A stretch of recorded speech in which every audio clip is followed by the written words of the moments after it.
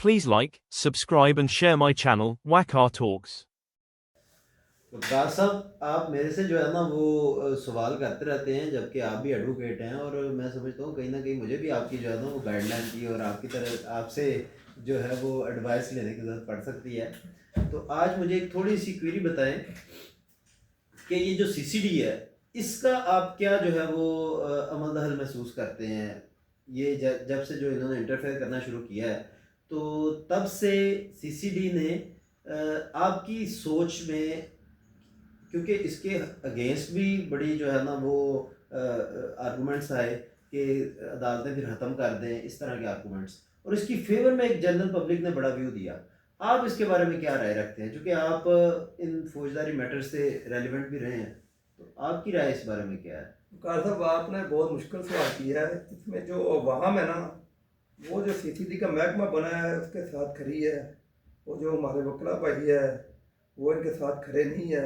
लेकिन मैं आपको एक बात बताता हूँ कि अगर प्राइवेट लिहाज से, ये लोगों के लिहाज से देखा जाए तो ये अच्छा काम है, ये सीसीडी अच्छा काम कर रही है। मैं आपको यहाँ पर एक बात बताना चाहता हूँ कि जो सीसीडी के हवाले से जो मुकदमात चल रहे हैं अदालतों में, वो कम हो गए हैं। तो यहाँ पर मैं अपनी भी सूरत हाल कुछ बताना चाहता हूँ।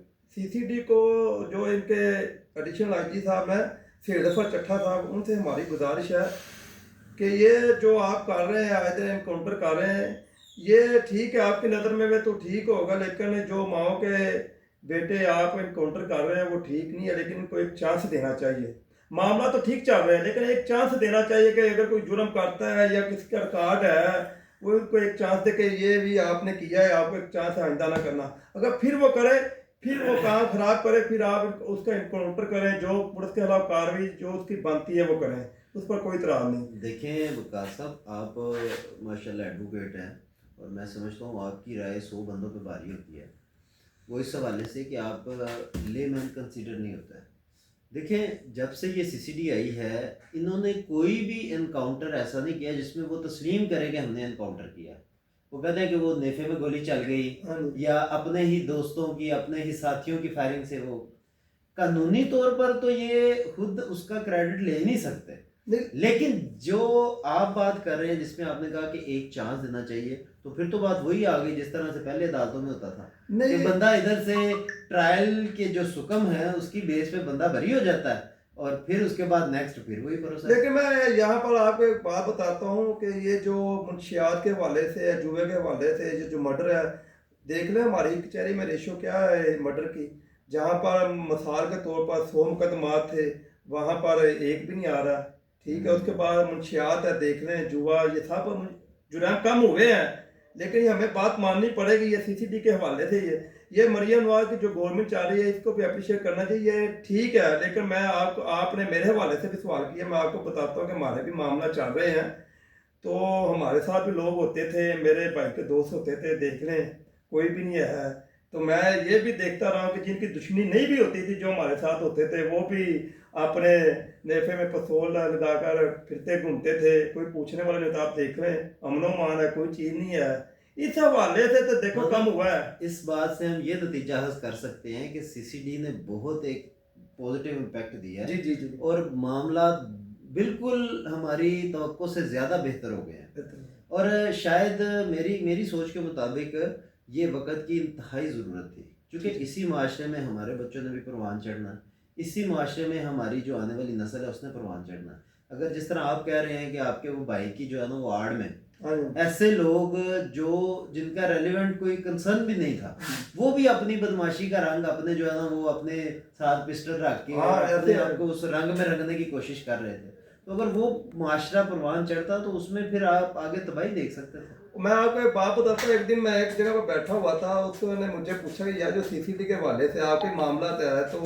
आप, मैं ठीक हूँ, मैं खुश हूँ कि मैंने तो पहले भी कुछ नहीं किया, आप जो मामला चल रहे हैं वो भी ठीक है, लेकिन ये अब सारे बैकअप पर चले गए हैं, कोई नजर ही नहीं आ रहा। यानी कि वकार साहब ये कहना चाह रहे हैं कि ये जो सीसीडी के इकदाम है उससे इवन कि ये सबसे ज़्यादा उससे अफेक्टेड है, क्योंकि इनके जो रेलिवेंट बंदे हैं वो उसकी जद में आते हैं, लेकिन उसके बावजूद ये हुकूमती इकदाम को अप्रिशिएट कर रहे हैं کہ یہ واقعی ہی حقیقی اقدامات ہے. اور میں سمجھتا ہوں کہ یہ ایک بڑی مثبت سوچ ہے کہ ہمیں اپنے مفادات سے بالا تر ہو کے ان چیزوں کو اپریشیٹ کرنا چاہیے جو چیزیں حقیقی معنی میں ہمارے معاشرے کو، ہمارے آنے والی نسلوں کو، ہمارے ارد گرد کے سراؤنڈنگ کے جو لوگ ہیں ان کی بہتری کے لیے جو چیزیں ناگزیر ہیں، تو ہمیں ان چیزوں کو اپریشیٹ کرنا چاہیے. تو یہ ایک بڑا ایک پازیٹیو ہمارے لیے جو ہے نا وہ یہ میں سمجھتا ہوں کہ ان کی سوچ ہے کہ جس میں یہ اس چیز کو تسلیم کر رہے ہیں جس چیز میں یہ خود افیکٹڈ ہو رہے ہیں. بھیا تو یہاں پر میں آپ کو ایک بات بتاتا ہوں کہ میں نے ایک اس کے افسر سے پوچھا کہ یار اس کا کیا آپ کرتے ہیں کہ جب ایک مردم پکڑ لیتے ہیں. وہ کہتے ہیں کہ یار اس میں یہ جب ہم مردم پکڑتے ہیں یہ ہم لاہور جا کر اس کو پیش کرتے ہیں، وہاں پر ایک کمیٹی بیٹھتی ہے، اگر کمیٹی کہے تو ہم آگے سے اس کے خلاف کارروائی کرتے ہیں. لیکن میری جو سید ظفر چٹھا صاحب ہیں ان سے گزارش ہے، پنجاب گورنمنٹ سے گزارش ہے کہ اگر آپ نے کوئی مردم غلط کام کرتا آپ ایک دفعہ اس کو چانس دیں.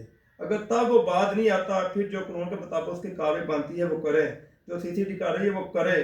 امن و امان قائم ہے، ہم اس پر خوش ہیں، لیکن کچھ چیزیں ہیں غلط بھی ہو رہی ہیں. لیکن آپ نے خود ہی ابھی اس چیز کی تصدیق کر دی کہ کوئی ایک ون مین پاور نہیں ہے. ہاں جی، کوئی بھی اگر ملزم وہ پکڑتے ہیں تو اس کو بیفور دا ریلیونٹ کمیٹی اس کو پیش کرتے ہیں. اس کے بعد پھر وہ کمیٹی ڈیفینیٹلی وہ کمیٹی 1 2 3 5 بندوں پر تو نہیں ہوگی، وہ کوئی ڈپارٹمنٹ کے وہ سینئر بندے ہوں گے جو متعلقہ طور پر سارے معاملات میں ایکسپرٹ ہوں گے. تو ان کی مشترکہ رائے کے بعد ان کی ایک لائٹ انویسٹیگیشن کے بعد یہ ڈیسائیڈ کیا جاتا ہوگا کہ اس کے ساتھ اب کیا کرنا. ٹھیک ہے، تو یہ تو ایک میں سمجھتا ہوں کہ بڑا ایک انٹرنیشنل لیول کا ایک سیٹ اپ ہے، کیونکہ آپ بھی اس جوڈیشل سسٹم کا حصہ ہیں. کہ آپ کو لگتا ہے کہ کسی بھی ملزم کو اس جوڈیشل سسٹم سے ہم کنوکٹ کروا سکتے ہیں اکارڈنگ ٹو دیئر آفینس؟ نہیں یہ بات آپ کی ٹھیک، لیکن مجھے وہ کیونکہ میں خود وکیل ہوں اور we have the lot of opportunities to withdraw the accused from the trial. چونکہ جب آپ کو قانون نے یہ کہہ دیا کہ accused is the favorite child of the court، تو that means کہ accused کو تو اپنے favorite child کو کون جو ہے وہ punishment دے گا. جی تو اس وجہ سے کیا ہوتا ہے کہ ہمارے یہاں پہ پروسیکیوشن جو ہے وہ اتنی اسٹرانگ نہیں ہوتی، اور بندے جو ہیں نا وہ اتنے ہینیس اوفینسز میں کہ اس اوفینس کے اوپر اگر ہم دیکھیں تو ہمارے اپنے رونگٹے کھڑے ہو جاتے ہیں کہ خدا نہ خواستہ اگر اس کے وکٹم ہم ہوتے تو ہماری زندگی کا کیا حال ہوتا. لیکن وہ بندے باعزت بری ہو جاتے ہیں. وقار صاحب یہ جو سید ظفر چٹھا تھا نے وہ جو پریس کانفرنس کی تھی نا کہ یہ ملک چھوڑ کر چلے جاتے، وہ اس نے ٹھیک کی تھی. میں آپ کو بتاتا ہوں کہ دیکھنے کچہری میں جب 2 پارٹیاں آتی تھی 70 لوگ ہوتے تھے، ٹھیک ہے، یہاں پر بدماشی کرتے تھے، ادھر ہی لوگ چلے جائیں، فیصلہ باق ہو جائے، ایسی صورتیں ٹک ٹاک پر چل رہی ہوتی تھی. دیکھنے اب کچھ بھی نہیں ہے، نہ کوئی ویڈیو چل رہی ہے نہ کوئی اور معاملات ہے، لیکن امن سکون ہو گیا. یہ بات ٹھیک ہے.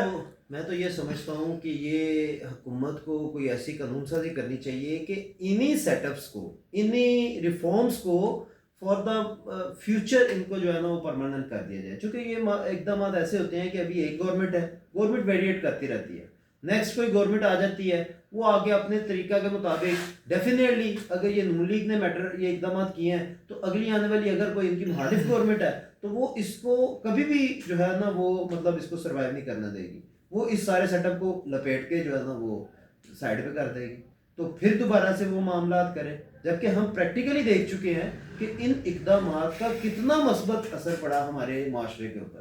ہماری دنوں میں ہمارا کرائم ریشو جو ہے نا وہ کم پہ آ گیا ہے. آپ صوبوں کا آپس میں کمپیریزن کر لیں، پنجاب ہے، سندھ ہے، ان کا آپس میں کمپیریزن کر لیں. سندھ والے خود اس چیز کو تسلیم کر رہے ہیں. وہ لاہور میں آ کے پہلے یہ ویریفائی کرتے ہیں کہ یار یہاں پہ موبائل باہر نکالنے میں کوئی ایشو تو نہیں ہے. میرا اپنا چھوٹا بھائی جو ہے وہ کراچی میں اس کی کوئی جاب کا تھا، میٹنگ وغیرہ کے سلسلے میں اس کو 15-20 دن رہنا پڑا. یہ ابھی ریسنٹلی 1-1.5 سال پرانی بات ہے. 15-20 دن اس کو رہنا پڑا اور 15-20 دنوں میں وہ اپنا موبائل سنیچ کر کے آیا. یہاں موبائل پرس وغیرہ سنیچ کروا کے یہاں پہ ہے. نہیں یہ بات آپ کی ٹھیک ہے، لیکن لاہور میں بھی دیکھیں وہ کہہ رہے ہیں کہ بہت امن و امان کی صورتیں بہتر ہے کہ لوگ رات کے 3 بجے بھی جا سکتے ہیں. یہ کیا آپ کی نظر میں ایک موقع دینا نہیں چاہیے ان کو؟ میں اس کے بالکل خلاف ہوں. دیکھیں جو ہے ملزم ہے نا اس کو پہلے ہی کلیئر ہے کہ میں جرم کرنے لگا. اب اگر اس کو یہ پتا ہے کہ یہ میری فرسٹ جو ہے نا وہ مجھے موقع ملے گا تو وہ کبھی بھی جرم سے پیچھے نہیں ہٹے گا. ٹھیک ہے، اگر آپ ایک موقع کی حمایت کریں گے تو اس موقع کی زد میں کتنی جو ہے وہ بے گناہ جو ہے وہ جانیں اس زد میں آئیں گی، کتنے شریف لوگوں کی جو ہے وہ ان کی کمائی، ان کی محنت کی کمائی اس کے بھینٹ چڑھ جائے گی۔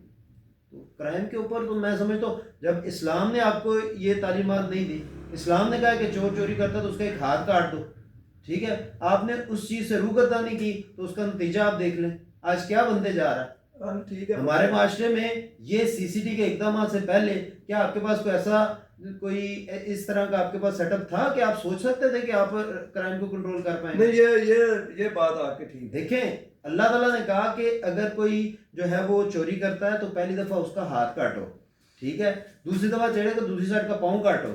کیا 70 ماؤں سے زیادہ پیار کرنے والا آپ کو یہ نظام دے رہا ہے، کیا اس میں کوئی سکم ہو سکتا ہے؟ آپ نے اس سے روگردانی کی، اس کے نتائج دیکھ لیا آپ نے، ٹھیک ہے، آج اس کو امپلیمنٹ کر کے دیکھ لیں، ٹھیک ہے، سعودیہ ہے نا، وہاں پہ نظام اللہ کا نظام نافذ ہے، وہاں پہ آپ جا کے دیکھ لیں۔